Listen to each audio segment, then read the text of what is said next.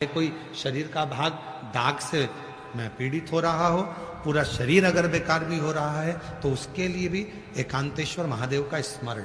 पर एकांतेश्वर महादेव का स्मरण तो है, पर जहां तुम एकांत में जल चढ़ाओगे शिव जी पे, साधारण जल तुम्हारी भले बोतल में रखा हो, चाहे कलश में रखा हो, चाहे कैसा भी, और एकांत में कोई शिव जी मिल गए, वहां पर 5 वृक्ष की पत्तियों को, वहीं के जंगल में से 5 पत्तियों को तोड़ो, शिव जी को समर्पित करो, और अपनी बोतल में जल हो, कलश में जल हो, लोटे में जल हो, वो शिव जी को चढ़ाओ, और वो जल वहीं की वहीं अपने जिस स्थान पर आपको चर्म का रोग है वहीं बैठकर उसको लगाकर कुछ देर बाबा का दर्शन कर कर शिव का नाम जप करो। चाहे पंचाक्षर बोलो नमः शिवाय, चाहे षडाक्षर बोलो ओम नमः शिवाय, चाहे श्री शिवाय नमस्तुभ्यम बोलो, मंत्र का जाप करो और फिर उठकर चले जाओ।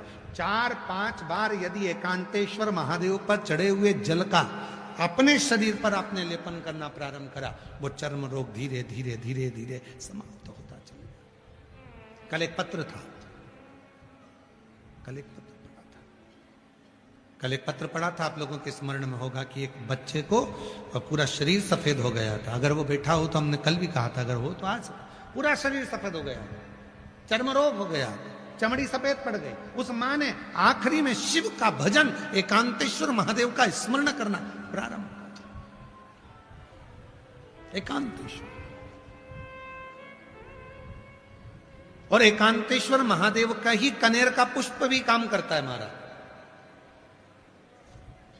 कोई प्रॉपर्टी है, कोई जमीन है, कोई प्लाट है, बिक नहीं रहा, बहुत टेंशन आ गया, बिकने कोई तैयार नहीं है, जा ही नहीं रहा, तो जहां एकांतेश्वर महादेव विराजमान है उन पर चढ़े हुआ कनेर का फूल उसी भूमि पर ले जाकर यदि पटका जाता है तो कुछ ही महीने में वो प्लाट कैसा भी हो, वो जमीन कैसी भी हो, वो बिकती जरूर है, बिक ही जाती। एकांतेश्वर महादेव शिव का एकांत स्वरूप, जहां भगवान उघड़दानी शिव विराज एकांत।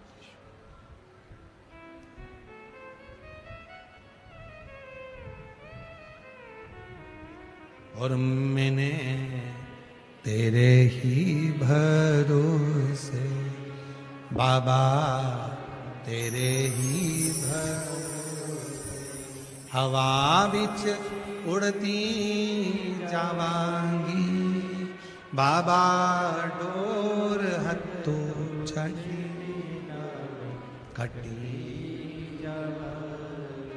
भोले मैं तेरी।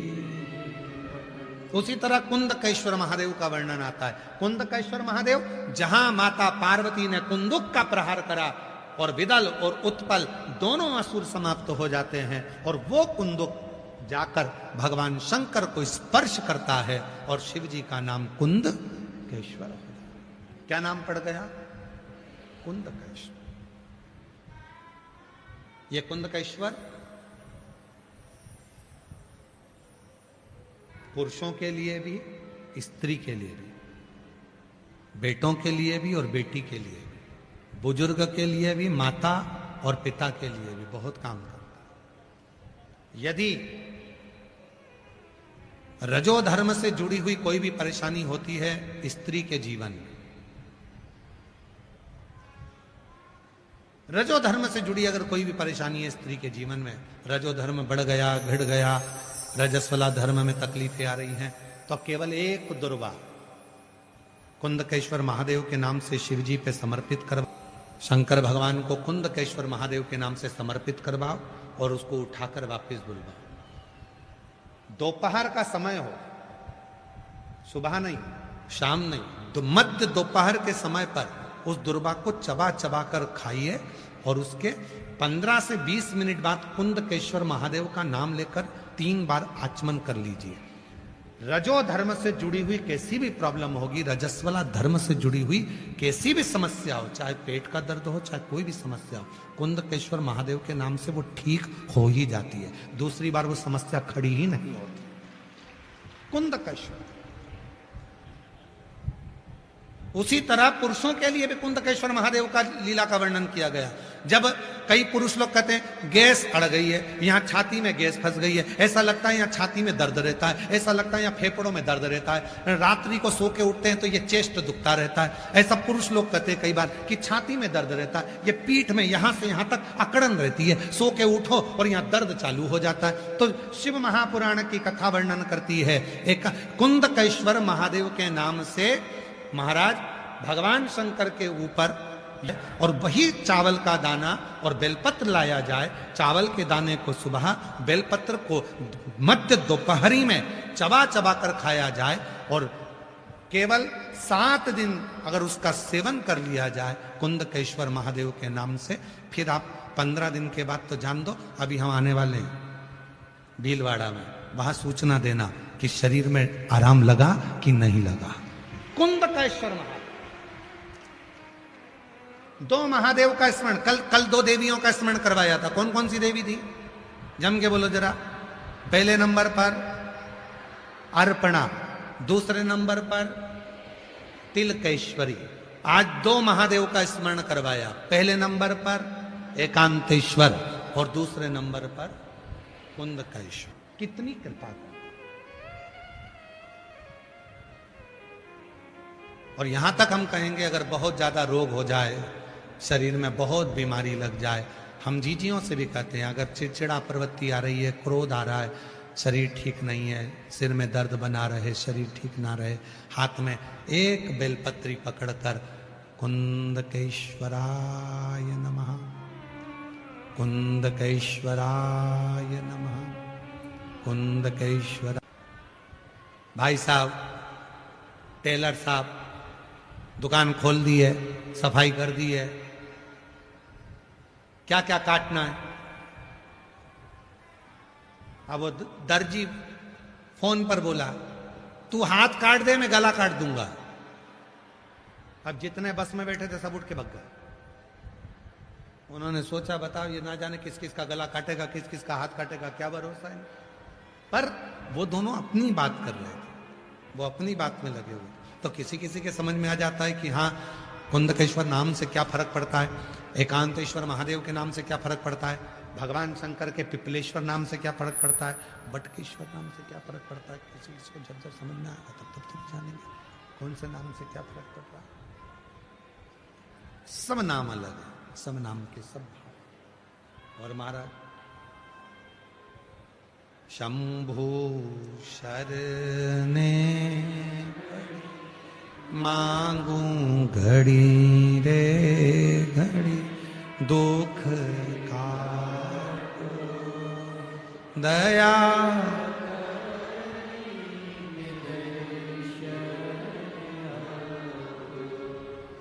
शंभु शरणे मांगू घड़ी रे दुख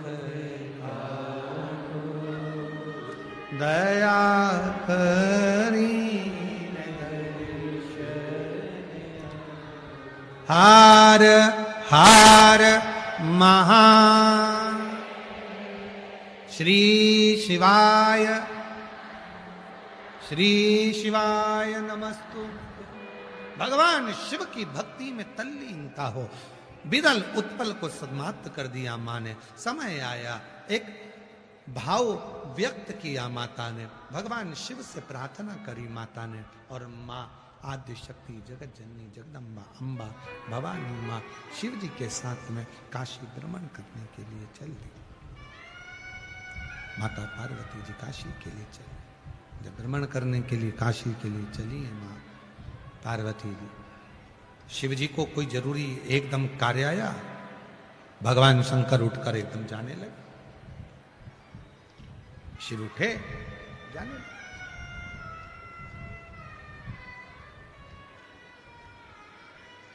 पार्वती जी ने कहा यदि आप चले जाएंगे,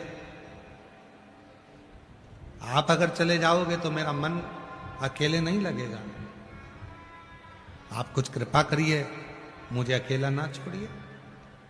शिव जी ने कहा पार्वती सुनो, तुम आद्य शक्ति हो, तुम जगत जननी हो, जगत में ऐसा कुछ नहीं है जिसको तुम प्रकट नहीं कर सकती। तुम में वो बल है, एक स्त्री, एक नारी एक ऐसी होती है जो अपने मन पर अगर भाव प्रकट कर ले तो पूरे घर को स्वर्ग बना देती है, पूरे घर को स्वर्ग। और यदि अपने मन में ठान ले तो पूरे घर को स्वर्गवासी भी बना देती है। आओ, अगर वो अपने मन को ठान ले कि हाँ मुझे घर को स्वर्ग बनाना है तो स्वर्ग बना देगी, और नहीं तो ठान ले कि मुझे घर को अच्छे से नहीं रखना है, अच्छे नहीं रखना है, तो फिर स्वर्गवासी बना देगी। एक स्त्री।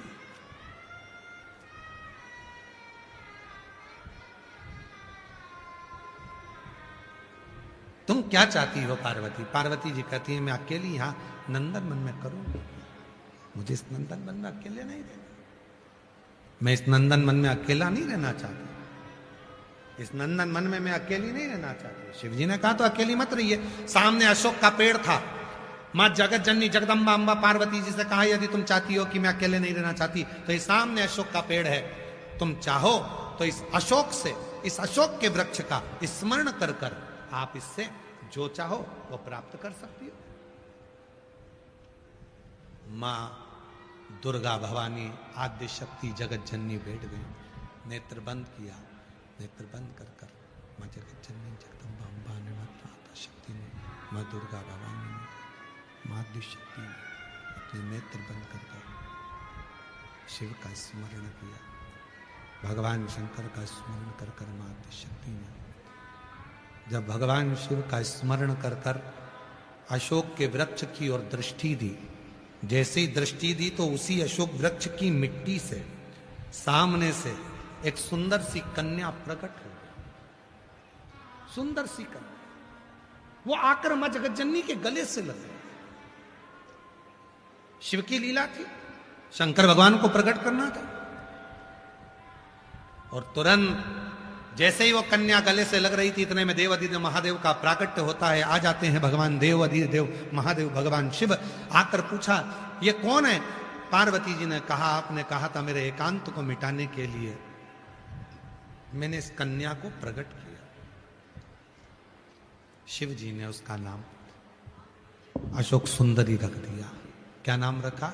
अशोक सुंदरी। उसका नाम अशोक सुंदरी रख दिया। पार्वती जी ने कहा ये कन्या जिसको मैंने प्रकट किया है इसको कोई वर नहीं देंगे आप?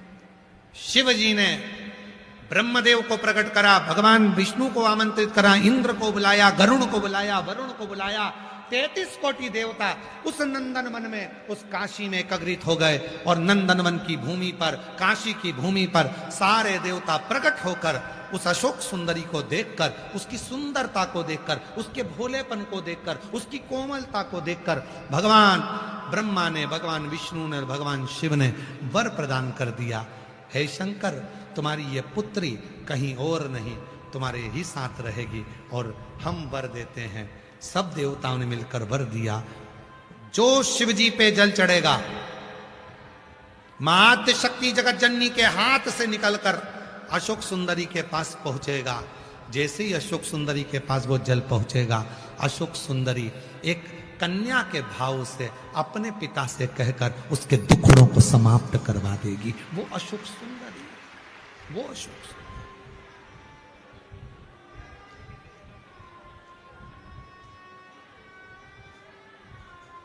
स्थान है महाराज, देखिएगा, समझिए, थोड़ा जरा समझिएगा। ये शिवलिंग है, ये जलाधारी माता पार्वती जी का हस्त कमल है। ये शिवलिंग भगवान शंकर का स्वरूप है। जो सामने जल बहता है उसके राइट का जो भाग है वो श्री गणेश जी महाराज हैं, लेफ्ट का जो भाग है वो श्री षडानंद कार्तिकेय हैं, और बीच में शिवलिंग के ठीक सामने एक मोटी सी लाइन होती है। कई जगह पे वो सांप बना होता है, कई जगह पर मोटी सी लाइन बनी होती है। वो अशोक सुंदरी का स्थान होता है। कौन का स्थान है? अशोक सुंदरी का स्थान। जब जीवन में बहुत कर्जा हो जाता है या धन की कमी पड़ने लगती है तो यही एक जब जीवन में बहुत कर्जा हो जाता है या धन की कमी पड़ने लगती है तो यही एक अशोक सुंदरी का स्थान ही एक ऐसा स्थान है जहां पर कुमकुम का लेपन कुमकुम कहते हैं रोली को, उस रोली का लेपन किया जाता है, उसी रोली को लाकर दरवाजे पर लगाया जाता है। प्रत्येक शुक्रवार, प्रत्येक सोमवार, प्रत्येक प्रदोष, प्रत्येक शिवरात्रि यदि इस अशोक सुंदरी वाली जगह पर कुमकुम का लेपन करा जाए, कुमकुम मतलब रोली, रोली का लेपन करा जाए और उसी रोली को दरवाजे पर लाकर लगाया जाए, तो भले दुकान नहीं चल रही हो, घर में पैसा नहीं टिक रहा हो, धीरे धीरे व्यापार चलना प्रारंभ होता है, धन आना प्रारंभ होता है। वो अशोक सुंदरी का स्थान, अशोक सुंदरी के स्थान।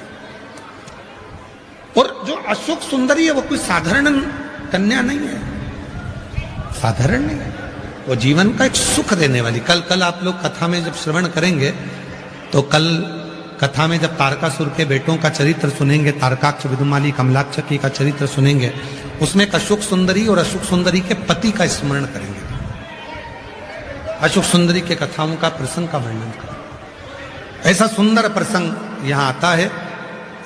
आज अशोक सुंदरी पर ही कथा को यहां विराम की ओर लेते हुए 2 दिन की कथा हो रहे हैं। कल कथा की शिवरात्रि रहेगी, कल कथा का समय यही 2 बजे से 5 बजे तक रहेगा और परसों कथा का विराम दिवस रहेगा, सुबह 8 बजे से 11 बजे तक कथा होगी। 2 दिन की कथा है। बाबा को शिवरात्रि के दिन दिल से कथा का भाव कहो, रात्रि विश्राम पंडाल का करो, सुबह कथा श्रवण करो और अपने गंतव्य की ओर जाओ, अपने जीवन को धन्य बनाओ। हर हर